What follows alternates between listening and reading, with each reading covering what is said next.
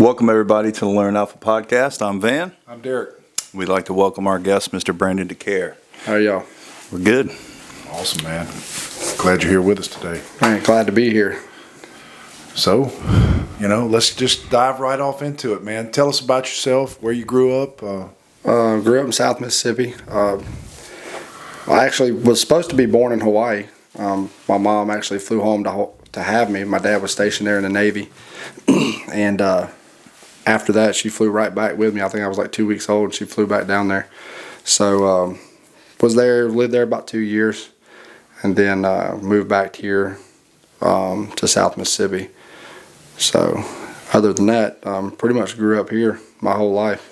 Did a little time in the military and was going here and there, but that was only about 6 years worth. So just spotty at best to be gone. So.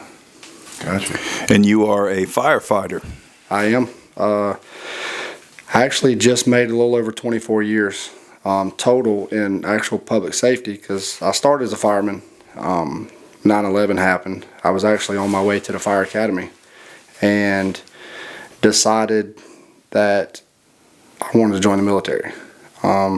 You punch my country in the face, we're going to come get you. Mm-hmm. So I felt like it was my duty as a man to serve. So I did. Did my little time, enjoyed it. What'd you do? I was in a special operations unit, signed up as a firefighter. Wanted to go into working with the PJs, but I had this thing about jumping out of a perfectly good airplane with a bed sheet strapped to my back. It's just not on my list of things to do. I actually have a fear of flying too, so it's weird to join the Air Force. What service did you join? The Air Force. Awesome. But I figured makes perfect sense. Everything we do is rational, right? Enjoyed it. Had a blast. Tired of politics, so I got out of it. Enjoyed the security aspect of everything in the military, so I decided to want to be in law enforcement too. So I did that. Had a total of 8 years of combined service between being a fireman. I did a little over a year full-time law enforcement. The rest of the time was reserved while I was a firefighter, and then decided to hang all that up in 2016 when everything got bad in law enforcement. So I said, I got a family starting. I need to be here for my family. So just went back to the fire service. So that was your priority. You made your mind up at that point. Hey, this is about my family. This isn't about what I want. Yes, sir. I feel like I wanted to do it. I did it. I enjoyed it, but family comes first. My family's always going to be there regardless. I enjoyed serving my community, but there's no honor anymore with, they say, honor among thieves. I don't feel like there's honor in that job anymore as far as from the community. There's honor with people, the people serving. There's a lot of honor with a lot of the people, but when you're viewed as a bad person just because of the uniform you wear, it's time for me to hang it up. I felt like I didn't want a target on my back just because of the badge that I wore. So I needed to be there for my kids. I don't want my kids crying on a headstone. Yeah. Yeah.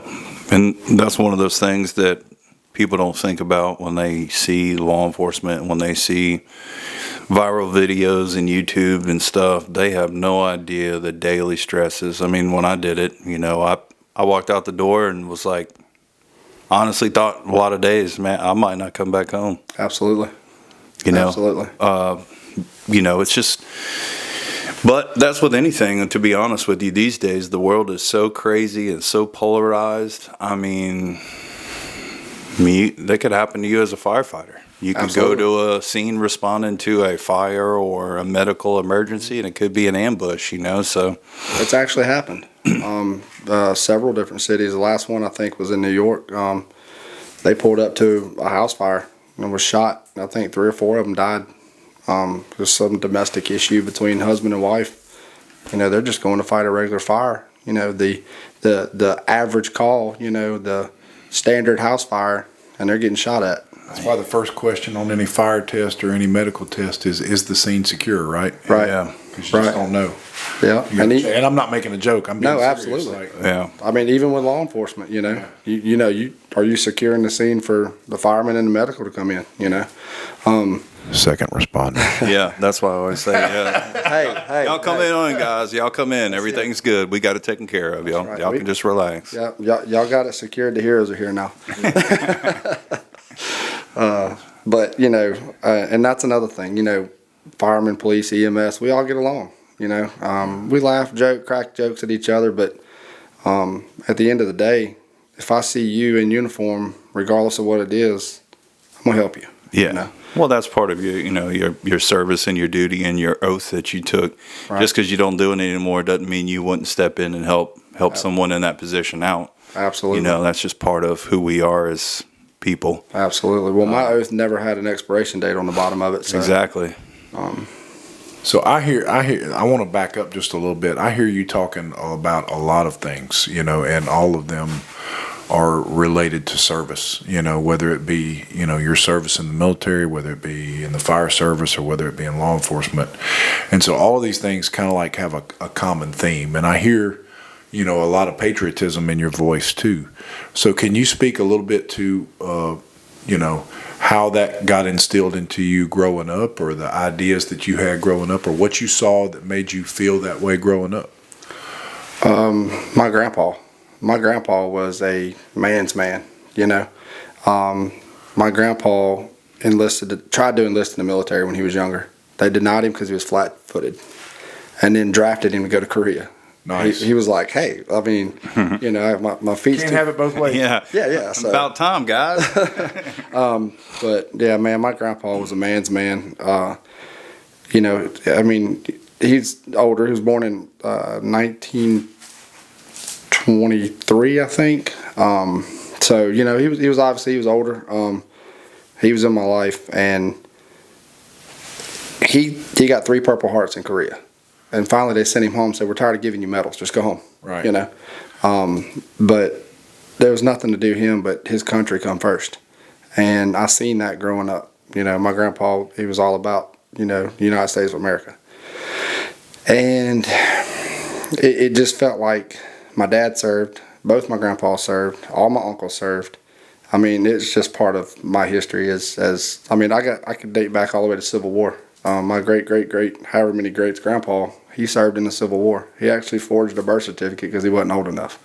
So it's just part of my heritage. So I felt like my time was after 9/11. You punched That was the spark for you, though. Absolutely. Wow. Absolutely. I just, regardless of what route I took in the military, I felt like it was my duty. So they set the example, and you felt like that you had to step up, and that it was your turn to take your place amongst the men in your family. Absolutely. So it was example that taught you. Yes, sir. Cool. Yeah, and I'm gonna tell you, it's really hard to sit back and watch what's happening in this country right now, and not be able to do something about it. Yeah. It hurts me to no end to see kids having to see this growing up. I was obviously younger during the Gulf War.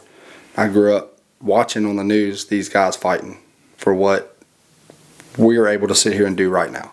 Yeah. And the people that flag was draped across when they was put in the ground set the standard for us today. And it really hurts me every day to see that. It's pretty wild to think that for such a superpower, we're broke as a country, but our politicians are rich. Absolutely. I mean, how do you go from, let's just say, being me? I'm poor. I mean, I don't have nothing. I work every day, I sweat. I mean, if I was to get elected, and what route it would be, however they get crooked or whatever, and become a millionaire in 4 years, that's crazy to me. Well, it kind of defeats the public service of it, but most people don't understand it's a machine, and the bigger the machine gets, the more it has to feed on things. That's right. And when we grew up, I always remembered like early 90s, I was thinking to myself, I'm gonna do this, I'm gonna travel here, I'm gonna by the time I'm 45 years old, I will have, accomplished all this stuff. And then life just punches you in the face. Yeah. And now I'm in my upper 40s and I'm thinking, how do my kids see the world that they're living in now? Because it's completely different from when we grew up. That's right. Now, technology has a lot to do with that, obviously. Right. Perfect example.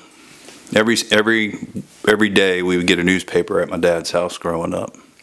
That's how, if I wanted to learn what was going on in the world, that's how I'd see it. Right. Now it's getting crammed down your face on your TV, on your phone, on the radio, and it's just like one disaster, one crazy thing after another, and we've become desensitized to things that we should stop and start asking questions on, because it just happens every day. Yeah. And it's sad, but you can't just dwell on that. Right. If you're going to make a difference, you have to start in your community. You have to start by helping others out where you can. That's right. And try and educate people on how life is or should be in America. Mm-hmm. But it's hard to fight that machine, and it's hard to fight the news machine as well. It is. We've combated that. Beginning of 2020, when the COVID machine started. And I'll call it a machine because I feel like that's really what it was. It was created, period. It's been proven, yeah, it hurt people. But once we realized that they used the media to control us, we quit watching. Man, we don't watch the news. I have not sat and watched the news since probably maybe the end of March, beginning of April of 2020. And I said, you know what? We got to get this garbage out of our life. It makes you feel healthier, doesn't it? Absolutely. Man, I'm going to tell you something. We spend our time in baseball with the kids, dance, going to hockey games, going to baseball games. We'll watch baseball on TV. I honestly cannot tell you the first time in the last 4 years that I've watched a full news episode. I'll turn it on. I'm like, ugh. I feel sick to my stomach. I don't even want to listen to them no more. Are they lying to us? What's truth, Yeah. I'd rather somebody tell me the truth, and it hurt me now, than me find out later that it's a lie, and I've been living a lie for 2 or 3 months, Well, that's kind of how, like I said, when we were younger, we thought the world was something other than what it really was. That's right. And it's not until you get older and you've experienced all those things and you start to go, wow. They're getting good at this. They pulled the wool over my eyes this entire time. Yep. Don't you think that our parents were having the same conversation? 100%. Yeah. We can look at numbers, and I'm playing devil's advocate with you here. I'm not saying that the world ain't weird today, because my God, man, it is. Absolutely. Like we are out there weird. But I'd say in some cases, things have changed for the better. You look back to the 80s and 90s, you were worried about your kid getting kidnapped in some random van, right? Mm-hmm. We were still letting our kids ride their bicycle across town, and come back when the street lights went back on. Now, thanks to technology, kids aren't getting, we hear about it a lot because we're all connected with the news, but kids aren't getting victimized as much as they were back then. So I think a lot of that, and y'all are hitting on it, is media perception and them controlling us with that, to make us divided, to make us afraid, to make us not talk to our neighbor. Yeah. Right. Well, I mean, Abraham Lincoln, I believe, said it best, together. Can't trust everything you hear on the internet. Right. Yeah, he did. He absolutely did. No, I'm just kidding. He knew what was coming, Yeah. So, if we fall as a country, it'll be from within. Yeah. And, together we're strong, divided we fall. Yeah. I mean, and we're 100% divided right now. And it's crazy to say this, but I miss September 12th, 2001. We've talked about this. Yeah. Our very first episode. Yeah. To me, the flags, you couldn't have done nothing to this country on September 12th, 2001. Yep. We were stronger. There was no race division. I mean, granted, I will say that there was some evil done to different people because of the color of their skin, but not the black, white. It was because they were darker Indian, thinking that they were Muslim, Yeah. Not all Muslims are bad, Yeah. but the immediate knee-jerk reaction, the hurt that they were seeing by what happened by the people that done it, it should have been throttled back, but we were stronger then than we ever was, I mean, race division really wasn't there, And that's when they got scared. The machine got scared when they saw us together. Absolutely. Well, the problem is we got a short memory. Yeah, very short. Well, and it's in part because, like I said, we're just constantly being inundated with the next bad thing. Like every week, it's like, okay, bird flu. Well, now they got this new fungus. Now, Now we got this popular murder trial that we're. Yeah, and it's like, oh, pay attention to this, pay attention to this, but don't go read a science article about what's happening with the sun. Please don't go do that. No, God forbid. Because then you'll understand everything that's going on in our world, with the climate. Right. Well, like you said, the kidnappings were happening more in the 80s. Yeah. But it seems like there's more now because they're talking about it. Yeah. Back then, you'd hear a news episode every now and then, but now that's all they talk about. News alerts on your phone, your watch. Every time you go to a restaurant, there's a TV playing. How many people is disconnected and sat down with their family and ate dinner at a table? Yeah, I'm guilty of it myself. Me too. We all are. I mean, look, my child's at home. My wife's driving from grocery store. I mean, I got to know that my wife's okay. But at the same time, it's hard to think what our parents did in the 80s when there wasn't car phones relatively available to everybody. Or our parents had to be just like OG ballers. They were just like, if he makes it home, he makes it home. They might have had good insurance policies on them back then. Well, they did what they could with what they had. Right. They had the flip-flop network is what I like to call it. Moms call them moms, because they were outside in their house coats marking their Marlboro 300 and they saw you doing something that you shouldn't have. Capris. Them slim cigarettes from Virginia. About that long.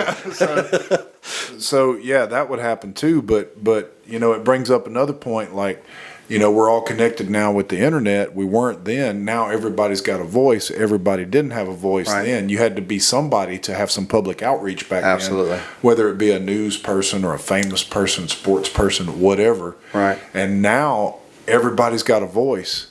Right. And that's cool when we're on the red, white, and blue freedom side. Everybody has a voice. But some people ought to shut up. You know what I mean? Like not everybody needs to be talking. Right. But then, who gets to determine that? That's a whole other problem, Well, I always say this, and it's like going to a library and reading all the wrong books. Yeah. There's a lot of books in the library that actually produce no information that you can use in your life. Right. And that's kind of the same thing. It's people just... One of them is called The Heart is a Lonely Hunter. It was written by Carson McCullers, and in 10th grade they made me read that thing, and I have no idea why to this day. It's almost like algebra, bro. Hey, almost like algebra. I know I was asked, I use algebra at work. I don't. Me either. I should, though. I mean, we actually have it, in the fire service, pump pressures and stuff like that, knowing friction loss and everything. But, man, once you pass that test, you got a radio and you go, hey, man, your pressure good? Yeah. You need more. Yeah. I mean, we went through that today. I'm teaching a rifle class, and so I teach all the guys, the sight values and stuff on their rifles. And just a lot of them are young, and they get it because they're fresh out of college or have only been out of high school a short period of time. Right. But, man, them older cats, they're like, when you start throwing conversions on them and stuff like that for range and windage and stuff like that, and they're like, you can see the buffering. Oh, yeah, it's... Derek, what's why? Why do we need to know why? Yeah, it's a thing that, you've been out of class long enough, you start forgetting things, use it or lose it, right? Yeah. It's just like, remember when you were a kid, you could remember 50 telephone numbers for everybody's house phone. Yeah. All your family members, your best friends, your coach, just pick up a phone and do it. I don't even know my wife's phone number. It just says my wife, Wife. Yeah. So in some aspects, the technology has kind of made me a little dumber, I mean, and one day if the power goes out, there's a lot of people, especially the younger generation, who don't know how to do anything. Right. They won't be able to refer to that phone to get the information they're depending on. That's right. That's kind of how I see it. It's kind of it's a good thing, but it's also a bad thing if you don't retain that information. I mean, technology is great. We can talk to each other. We can communicate faster in the blink of an eye. Yep. But at the same time, we have to retain that knowledge of how to survive because it's going to happen. I mean, it got cold in Texas not too long ago, and these power grids went down. Yeah. You know, people were dying because they don't know how to survive. I mean, it's a simple, basic human instinct of survival. I mean, 150 years ago, 200 years ago, there wasn't electricity. Yep. People survived, you know. I'm trying to teach my kids the value of just a little bit of knowledge outside of electronics. I know me and my wife have decided that we're going to get healthy again because you never know what's going to happen and when you might have to walk 15 miles to get somewhere. Yep. You know, Just the simple stuff. It blows my mind that we live on the coast and the staggering number of people that do not know how to swim. Adults Yes. that do not know how to swim. That blows my mind. Yeah, we can have one Yes. earthquake or tsunami of some kind, and it may not be 100-foot wall, but it may inundate Right. half of the Gulf Coast, and that's a lot of people who can't swim. Well, we saw it with Katrina. Yeah, Oh, for man. sure. People tell you trying to get something. from one neighborhood to another who are trying to escape the rising waters. you know? Absolutely. I was in the military then, and we were activated for humanitarian service and walking the streets. It was like a third world country. People walk around, didn't know what to do. You know, I'll no never forget power. that smell. Yeah. Fact. I'll never forget that smell. You know, marking places where people were with GPS because they had to sift through the debris to get it. You know, I remember walking on piles of debris and sitting on the eaves of houses. The debris was so thick. It's eye opening just how easy and quick something can happen.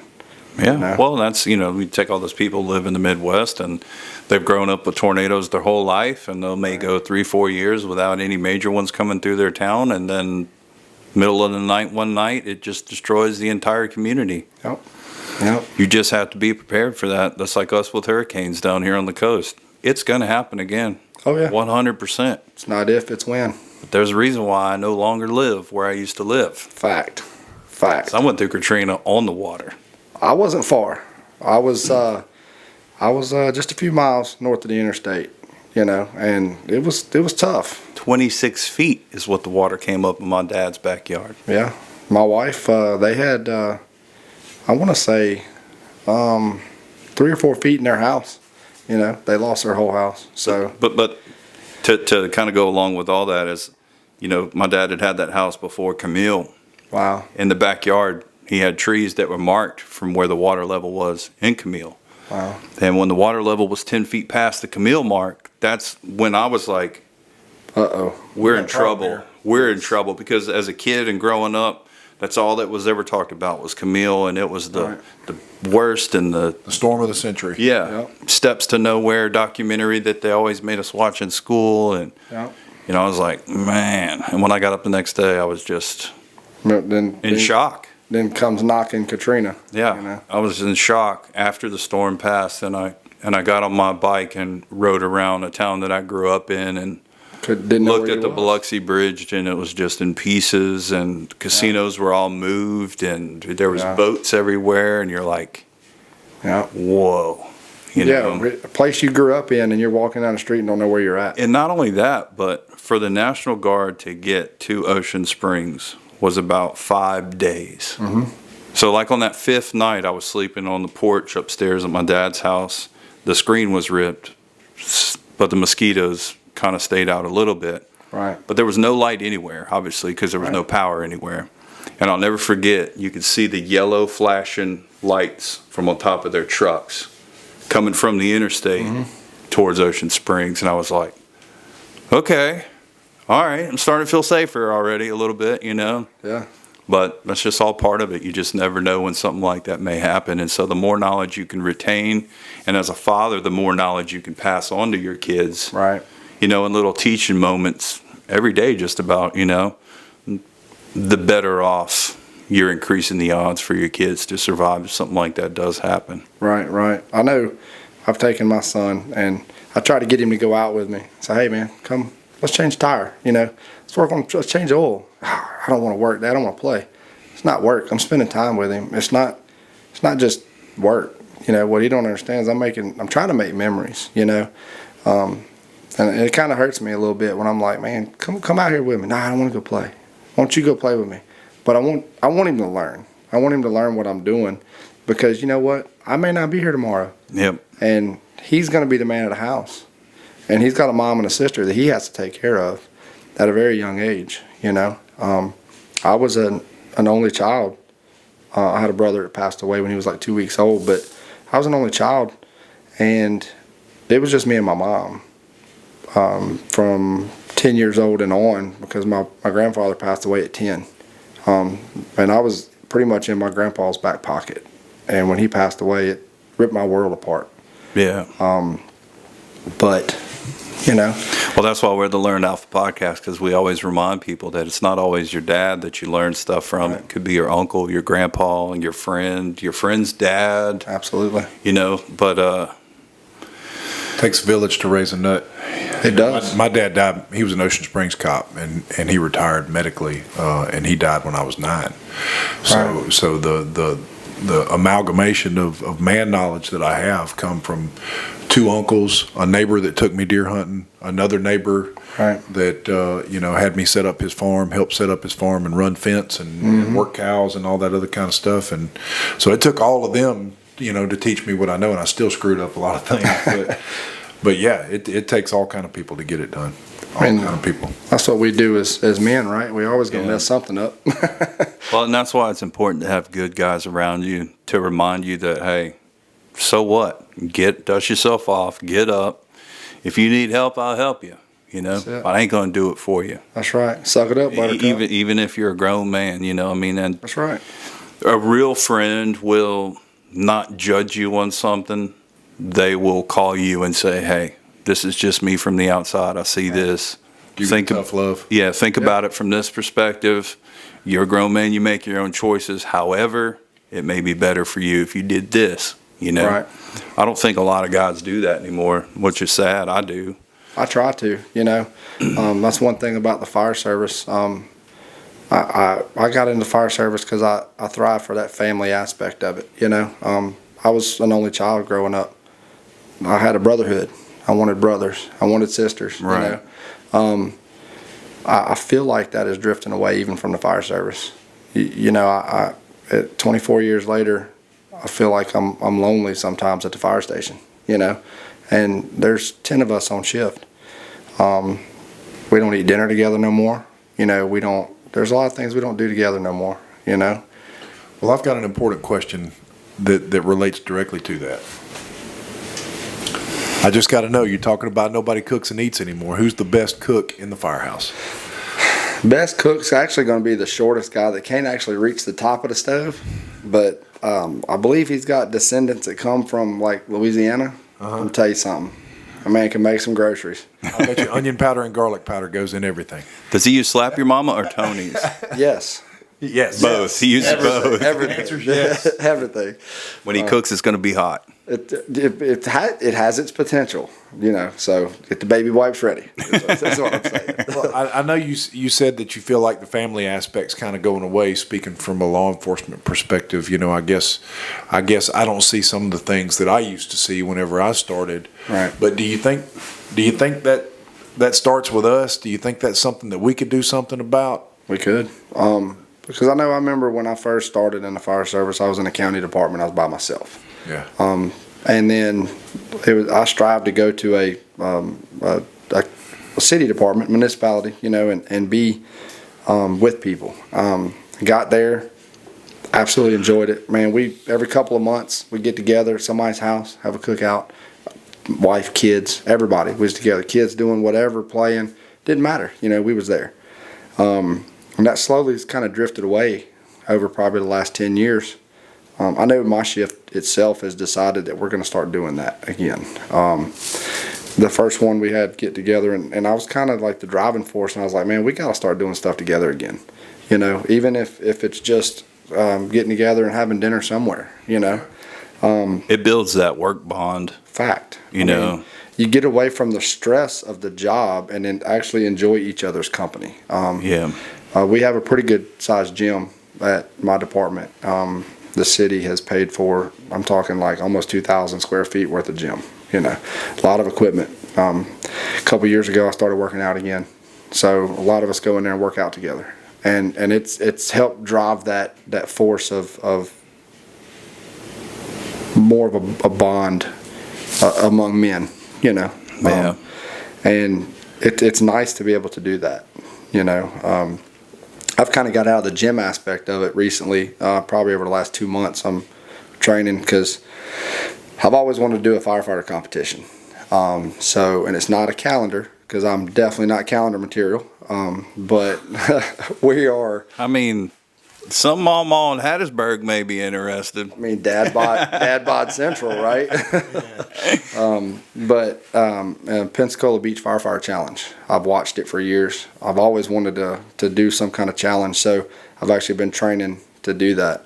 So, doing more cardio and stuff than actual lifting. yeah, calisthenics, dragging tires, picking up hose dummies, and not other firemen. Actual hose dummies made out of hose, Yeah. It's more dead weight. It is. 175 pounds is the rescue Randy that they're going to be dragging. So, dragging the charge line, but everything's in the sand. So that's a whole nother animal on itself. You got to watch your ankles. Yeah, and they're bad. I mean, for a little over 40 years old, I mean, everything's bad. Tell me about it. If I can stay injury free, my goal is, because I think it's in the beginning of April next year, is to actually compete. So I'm trying to drive for a team as well, because they do team and individual. It's a 5-man team, so I'm trying to get some guys from my department to go do it together. That'd be cool. Yeah, I think it's going to be fun. Win, lose, draw, it doesn't matter. I want to just compete. I want to do it just to say I did it. Yeah. I've done a lot of things that I wanted to do in my life, so I want to do that for me. So my wife is supportive of me. I started actually going today to the beach and training. So I made some training aids at home to take with me to drag and pull and carry and all that stuff while I'm in the sand. So I started today. I did like a little over 20 minutes in the sand, constant, just beating myself, So it's something I want to do, and I'm going to try to do it, Well, how do you find that balance for family life with that going on, with being a firefighter and cutting yards and all the other things you do? Like, And that's a stereotype. Not every fireman cuts grass. But I do. But he does. My bad. I mean, I had to fit that stereotype. Yeah. Hey, keep up the good work, man. And trying, it's a drive. It's my job as a man to provide, So I asked my wife to go down with me. Obviously, like I said, we have made a goal together to get healthy again. We're trying to drive out the chemicals in our life, trying to live a more natural life aspect, more grass-fed, grass-finished beef, chicken, stuff like that. And it's made a world of difference in our health. My wife has actually lost 40 pounds. I've lost 30. This guy right here, what'd you say earlier? 31? 31. I'm 31. 31 right now. Awesome. And hey, look, you feel better, right? Oh, yeah. I mean, Oh, yeah. it's easier on your joints. As we was joking about, joints are bad, and obviously that's natural with getting older. I mean, everything starts wearing, Especially in our line of work. Absolutely. We beat our bodies up daily. I know, being law enforcement, sitting in there with that vest on, you got to work your back out because you take away from the muscles of your back. You don't use them no more. I didn't want to eat sometimes from that vest and the belt sitting in the car and Just hurt. Yeah. Just beat you up. Or it's just so doggone hot that you just don't want to eat. Yeah. Well, then vests don't breathe. Yeah. Just like our fire gear, when we're wearing it, it don't breathe. There's no air circulation. So you got to condition yourself for that. Yeah. And that's one of the things I've been doing. What's crazy to me, and this has always kind of been in the back of my mind, is the amount of preparation it takes for you to get through both the fire academy and the police academy. Right. And the conditioning they put your body through and get you in optimal physical shape for duty. But as a whole, there's not a lot of policy and procedure in place for you to maintain that. Right. And after a lot of thinking on it, I've basically come to the conclusion, especially if you work for a smaller municipality, it is almost impossible when you're working Panama shifts and you're covering for the other shift. Right. You work 14, 12-hour days, 13, 14-hour days in a row. You don't want to do anything. And I've lived that. I know for sure. You don't. So it's kind of hard, but I think it should be something, and not like, you're going to lose your job if you don't lose 10 pounds, but, Right. just to keep you in shape to be a warrior, because that's what you have to be for both of those jobs and professions. Right. You really do, because I can tell you right now that the bad guy is working out every day. Oh, yeah. I don't care if he's 20 years old or 40 years old. Most of the time they don't have a full-time job. That's right. And they're just getting in peak physical shape because they know one day they're going to come across you. That's right. Not only that, but they're not carrying what you're carrying. Like Right. as law enforcement, you got 20, 30, 40 pounds of gear on. So you have to train with that Yep. and prep yourself for that run with that. And because they're lighter on their feet, So in that aspect of it, when they get ready to fight you, they don't have all that stuff binding their movements down. So, it's one of those things where you say it's hard, you don't want to do anything, but you just have to. You have to push past that tired and fight through it. And believe me, today I didn't want to go down this afternoon and, put 20 minutes in the sand. But I said, if I don't do it, I'm not going to want to do it. So if I keep that schedule and have my wife support me in that, then I'll maintain a good schedule of being healthy. And without my wife, I wouldn't be able to do it, Teamwork makes the dream work. Man, I'm going to tell you something. To be so small, which y'all know her, she's small, but she holds me up big. I couldn't do it without her, and there's no telling where I'd be without my wife and kids, Yeah, and not even to go down the rabbit hole of a whole nother subject of gender roles and stuff like that, but women are what we ain't. Absolutely. We are what they ain't, and we need them and they need us. It's the old Absolutely. yin and the yang, man. And when we That's start right. getting all that stuff confused, that's when we start having some problems too. Absolutely. You ain't kidding a bit, brother. So, Man, I'm gonna tell you, I know, I don't know how Christian a lot of people are, but it says in the Bible we need each other. Yeah, we yeah. have to support each They were other. created for each other. That's exactly right. So, win, lose, or draw, man, we wouldn't be here without a woman, and they wouldn't be here without us. So, Yep. it's just It takes two of the right to tango. absolutely. Absolutely. I think a lot of people out there, though, are living lives, even those that are in committed relationships or marriages that haven't fully committed to it in like the full Christian way. Right. Not just being saved, which is the biggest part of it. Right. But the other part is like, sharing that innermost door with one another and actually, living that life instead of just talking about it. See, I'd never had any concept of how close a man and woman could be and how much of a help she could be Right. just to daily life. I'm not talking about when rough times come along, because we know that obviously, they're going to be there for that if they're good. Yeah. And they're going to help that. But just, man, daily life, it's a breath of fresh air. You got the right woman Yeah. in your house, That's right. It is a breath of fresh air. I'm gonna tell you, and I know y'all have seen a lot, in your line of works and stuff, and a true man who has a good Christian heart, that stuff weighs on you heavy. And I'm gonna tell you, honest to God, truthfully, there's no telling what I would have done or where I would have been without my wife and kids. Oh, yeah. I feel like they've saved my life, man. Yeah. It is what it is. Not to say that I've ever been suicidal or homicidal, but man, who knows? My wife has helped balance me. She's listened to a lot. You see, my wife was in the service too. She worked in 911. So, she did that for 8 years. And there's been stuff that I've done that she's actually dispatched me to. That has been some of the worst stuff that we ever want to see. So she's seen it on that end. Me too, bro. Yeah, my end. By her. I know. And it really is. She's strong, man. I'm gonna tell you something. Women. I think women can be stronger than men, and I'm not talking about physically. Absolutely. Yeah. So, there's always that physicality, but nah, man. Like in mind and emotion, a lot of times women are stronger than us, you know. And they're wiser in different ways. Absolutely. They're wiser in different ways. Absolutely.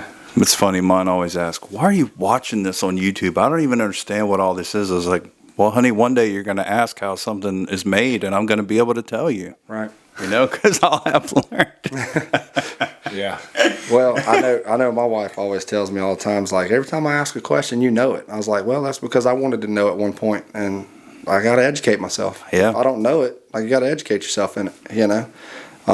Again, I wasn't really raised with a man in my life, so a lot of the man aspect, you know, learned from my grandpa up until I was 10. And then I had good friends of mine that I grew up with that, man, they don't really know how much they mean to me today, but hanging around their dads and being at their house and doing the things that they did, like you said, on farms, you know, feeding cattle and man, you they just don't know how much they mean to me, you know. Oh, yeah. And how much they've done for me in teaching me how to be a man, you know. Yeah, because there's this misconception. There's the social media man, and then there's like Right. the real man. That's right. Like, you see me Sundays. I bring my family to church on Sunday. Yeah. You know, and I try and equate a lot of what we learn every Sunday, and each service is different, obviously, into certain aspects of our life, and to Right. just keep that going until eventually my daughter's heart is filled with all those lessons, and she doesn't even realize it. You know what I mean? That's exactly right. Well, that's I can't speak for y'all. I can't speak for anybody else, but that's how I make the decisions that I make in life, the biggest ones. You know, Right. I bounce them off what I know to be right, Right. what was taught to me when I was younger, and those things just never leave me. You know, that moral compass. Yeah. That's right. You know, we set that thing to true north whenever we're young. That's You know, right. And if we don't set it right, then we got problems. Yeah. I know, you know, speaking us seeing each other at church, I mean, you were there that Sunday that I was compelled that I needed to be on the security team. Yeah. I felt like, man, it something happened. And I told him, I said, that's it, I'm joining. I can't not be there to protect. It's in my nature to serve, regardless in what aspect it is. And now not only am I serving my community at the fire department, but I'm serving on a church security team. You know. Well, we're supposed to. Yeah. And it doesn't matter what your talent is. That's right. You know what I mean? Yeah. Like, it could be media, it could be anything. It doesn't have to be. That's right. But we're supposed to serve one That's another. right. And, you know, I feel like, you know, they say, you know, tithing, everybody says 10%. I don't know where in the Bible it said 10%, but you're supposed to tithe. And tithe is by giving and serving. And I feel like this is my way to tithe to Jesus. And, you know, the house of God is serving, protecting the people so they can be comfortable getting the word, Oh, yeah. you know. Because Christians, we've been persecuted for forever, you know, and it ain't ever going to stop. It's not. Because evil has only gotten worse That's right. with technology and manipulation and music and videos. And Right. I don't even want to get on Facebook hardly anymore. No. It's not even a... Yeah, you were talking about cutting out the news. You know, man, it's almost impossible if you're on social media. Most It people is. are getting all their news from social media anyway. They're not sitting there watching. Yeah, but CNN. you post the best memes, dude, so I have to go on Facebook to see your memes. That's my job, man. That's my service right there. Is breaking up all that nonsense with some absolute humdingers. You know, Hey, between you and Curtis Spears, I mean, my phone library of memes when people text Big. me is out of this world. Big. Yeah. I got a cousin that does the same thing. it's therapy for me. Yeah. My Facebook, I used to be, you know, post personal stuff, and I've kind of got away from that because I feel like I don't need to tell the world that I love my wife. My wife knows I love her. I show her I love her. And don't take this the wrong way, but I don't care if you two know that I love my wife. To me, that's fake. Facebook is fake. You know, there's nothing real about it. I post stuff on there that's funny. I laugh, I joke. You know, I don't use my government name on Facebook. So why go in there and tell the world that I love my wife? I tell my wife I love her, you know. Well, for me, I like to post, you know, our weekend trips or whatever. Absolutely. That way, if the electricity's still on in 20 years, my kids can go back if I'm not here and see all those things. You know, Absolutely. Father's Day was yesterday. Those two pictures right there on the wall of me and my dad are, because of Katrina, are some of the only two real life I can hold photos of my dad Yeah. in existence. Yeah. I didn't. He only had like 3 or 4 pictures that were Yeah. out there electronically Right. before he passed away, and my sister has some on a phone and stuff like that. But those 2 pictures right there, that's it. Yeah. And I don't want that to be the case for my kids. I want them to be able to go back and look at all the adventures we had and all the places we went. You know, because I'm really big on that. You know, there's some parents out there that when the weekend comes around, they take their kids who've been in school all week, and they drop them off at grandma's house, and then the husband and wife go have a nice weekend somewhere. Right. That's okay every once in a while. Right. But if you're a parent, it is your job, is your responsibility as a parent to take your kids to those same places, explain to them how things work, why the river flows that way, Right. why the trees look that way, why the bees go in those boxes, all those things. Absolutely. Because it's a lot easier for a child to learn through you and Right. visually than it is to read a book or to read something online and comprehend the process. Right. Well, I can't take credit for this idea. This was not my idea, and I'm being totally honest whenever I can't remember where I saw it or who I heard it from. But you're talking about the pictures and life lessons and stuff like that that are on Facebook, you know, and the experiences that you had together. Somewhere I read an idea that somebody had, and I thought this was pure genius. You create an email account for each one of your kids, or you can create a joint one, an email account. And each day or whenever something happens that you want them to teach them a lesson on or tell them a story about, or, you know, you feel inspired to be nostalgic about that one thing your grandpa told you that one day when you scraped your knee or whatever, you get there and you send that email. You write that story out, paragraph after paragraph, Right. and you tell them exactly what you're thinking and how you're feeling and what you think about them and what you know, your hopes for them are in the future.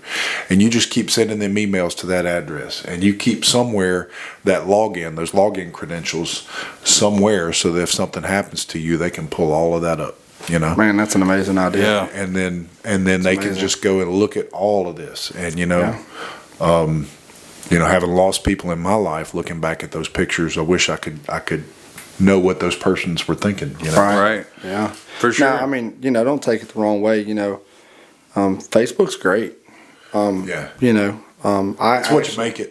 Yeah. Right, that's exactly right. Yeah, because I used to be the same way. I used to get negative about somebody'd share a news article or just something, and it just rubbed you the wrong way. well, it was all intentional. You come to find out that the intentional traffic to those posts Right. was for multiple reasons. Mm-hmm. One, for the government to see who believes in this and who believes in that. Right. And one, to raise views and interactions through the algorithm to make that person money on their website. That's right. But you know, But you fall victim to it, you know. in that aspect, you know, I keep Facebook to keep up with military friends. You know, I talk to them, and it's a People out lot of state. cheaper, Yeah. easier. You know, some of them necessarily don't have great English dialect. You know, great friends of mine, wouldn't change it for the world. But you know, you can communicate very well, especially with language barriers through social media and stuff. Yeah. You know, and my kids have got to meet guys that I've served with because they come back through training pretty close, and we go have dinner together or whatever, and I show them pictures, you know, pictures of friends, kids, and stuff like that. And I mean, I put stuff personal on Facebook. My wife pretty much takes care of all that, you know. She posts everything and trips and all that stuff. So, Yeah, I seen you in the waters of some Caribbean man, hey, look, magical place. You had your shirt off. You was all hey, look, I was Boat trying. up. I was trying, you know. It's one of those things where we've only been on vacation twice since my kids were born without them. Once was for my birthday. My wife took me. That's exactly what I was saying. That's right. And once was for our 10-year anniversary. And it's almost, you feel guilty. We don't want to go nowhere without them because Yeah, but those times are important too. they are. And I would argue if you make it too much about the kids, then whenever they graduate Right. high school, that's when people divorce because you don't know who each other are anymore. That's right. Make each other a priority and bring the kids, I mean, we still, we do the date nights and Yeah. stuff like that. And grandparents, the kids go to grandparents. We still feel guilty that they're there. Yeah, yeah. But at the same time, we know we need that time. Yeah. You have to have time away from your kids. If we get that during the summer right now, my daughter's with my in-laws Monday morning through Friday afternoon, and half the time we sit on the couch, we have our conversation, we talk and look at each other, and then we go, man, I miss thee. Where's she at? Absolutely. It's like, but Yeah. it's just because it's just part of your normal everyday life, and when they get to a certain age and they start being their own little person and they have their personality and stuff, you're just like, you're proud of it, and you're also like thankful for those moments, But you have to have that balance of missing them as well. Oh yeah, Because absolutely. I think it makes you appreciate them a lot more. Because, now that they're there, you need them just as much as they need you. Yep. So when they're gone, you do miss them. And, but when they come back, you love them just that much more. Oh yeah. So I think you need that good balance, Now, I don't agree with that every time you turn around, the kids is gone. And obviously we don't do that, but we want our kids to know that we love them. We want our kids' grandparents to be able to have that time with them as well. Like you said earlier, it takes a village, So everybody in the community needs it, neighbors, everybody needs everybody. We have to live that life neighborly and bring ourselves back together as a country to be strong. Get back to September 12th. Absolutely.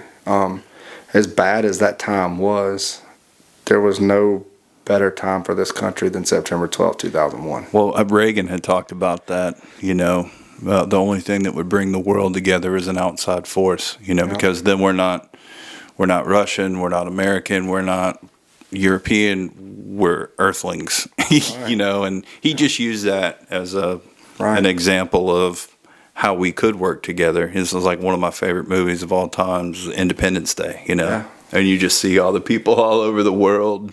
Well, another thing would have to be personal interactions. Yeah. When I went to Iraq, I had no idea how Muslims behaved. I know what I had saw on TV. I know what I had heard. But man, after going into Iraq and being there for the time that we were, and talking with these people and having locals as interpreters and things like that, man, they just want to raise their kids. They just want to work and earn for their family just like we do. Now, they may have different religious beliefs than us, but man, they're people. And I think that when we stop connecting on a global level and start connecting on a person level, we'll find that we're a lot more in common, or a lot more alike than we give ourselves credit for. Well, I look at things like this. I always hear something about, oh, he's racist, or you don't like my race. How can I not like your race? There's only one race on this planet. It's the human race. Yeah. We're different colors. I mean, we're like a Crayola box, Yeah. I mean, but we all should live next door to each other just like a Crayola box. You know what I'm saying?